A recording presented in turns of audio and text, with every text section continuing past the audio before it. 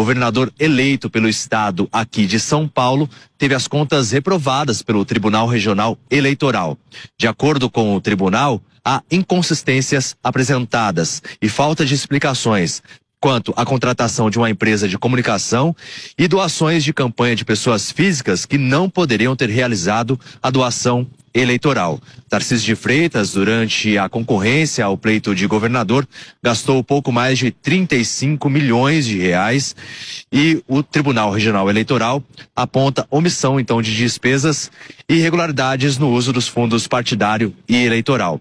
Como a diplomação de Tarcísio está prevista para a próxima segunda-feira, dia 19, o Tribunal Regional Eleitoral não tem condições de avaliar todos os documentos apresentados. Inclusive, o pessoal do Tarcísio apresentou aí mais de 1.000 documentos para que o Tribunal Regional Eleitoral possa fazer a aprovação e essa reanálise, das contas. Então, não vai ser possível antes da diplomação para que eles possam analisar todos esses documentos. Essa análise vai ficar para depois da diplomação, mas Tarcísio de Freitas ainda está sob análise. Claro que a gente segue acompanhando toda essa situação. David de Tarso para a Jovem Pan.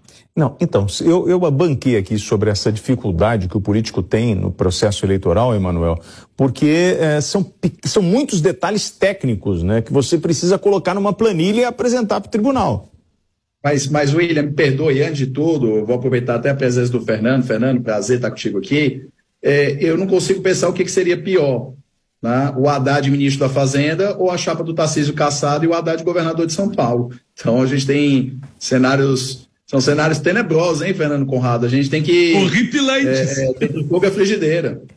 Gente, eu fiquei assustado agora aqui com vocês, porque vocês tiram uma... Realmente Você tem sentido o que você falou. Então, William, desculpas, eu vou te falar uma coisa, só falta amanhã anunciar a Dilma presidente da Petrobras. Aí sim a coisa está completa. E não duvida, né, Fernando? Não duvida. Não, então, William, você falou na questão da justiça eleitoral, é um problema muito simples. O que acontece? O Brasil é um país que cria burocracias absurdas e infernais, porque é a partir dessas burocracias absurdas e infernais que o sistema se move com um aspecto de legalidade.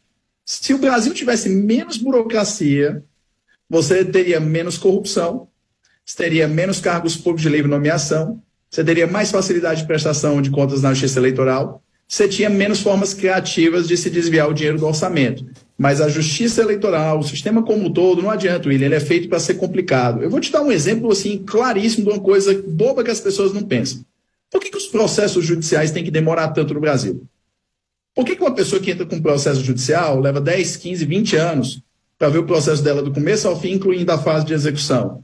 Porque o principal réu do Brasil é o governo.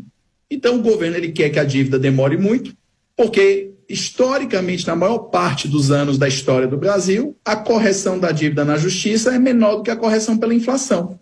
Então a dívida diminui dos processos contra o governo.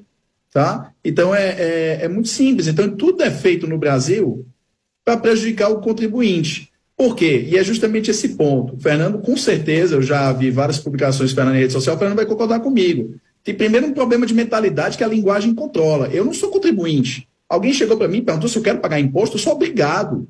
Eu sou pagador de imposto.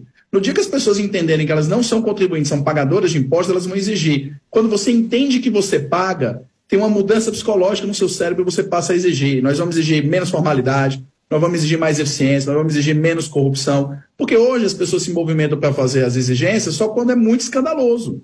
Mas, na verdade, quando você vai ali e a conta de telefone chega errada, você já está matando a operadora no primeiro dia, porque você está sentindo que você paga. Uai, seu app de vídeos curtos.